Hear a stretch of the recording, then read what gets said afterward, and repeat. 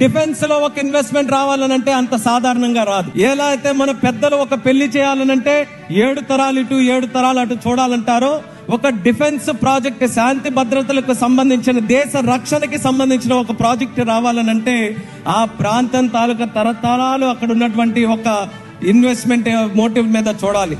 కానీ ఈ రోజు మన ఆంధ్రప్రదేశ్ రాష్ట్రానికి ఎంత పెద్ద ప్రాజెక్టు మన రాయలసీమకి ఈ రోజు వచ్చిందనంటే, తరాత మార్చేటటువంటి చంద్రబాబు నాయుడు గారిని చూసి ఈ రోజు వచ్చిందని కూడా ప్రజలందరికీ కూడా తెలియజేస్తున్నాను. ఆ యొక్క విప్లవం మన రాష్ట్రంలో మళ్ళీ ఒక బ్రాండ్ గా ఆంధ్రప్రదేశ్ రాష్ట్రాన్ని తయారు చేసి ఈ రోజు బ్రహ్మాండంగా ముందుకు నడిపిస్తున్నారు. ఈ రోజు అనంతపూర్ని చూస్తే ఆనందంగా ఉంది. అనంతపూర్ తో పాటు మా ఉత్తరాంధ్ర ప్రాంతం, మా శ్రీకాకుళం జిల్లా వరకు ప్రతి ఒక్క జిల్లాలో ఎంచుకొని అక్కడ స్థానికంగా ఉన్నటువంటి బలాలేంటో చూసుకొని ప్రపంచంలో ఉన్నటువంటి ప్రాజెక్టులన్నీ మన ఆంధ్రప్రదేశ్ రాష్ట్రానికి వస్తున్నాయి.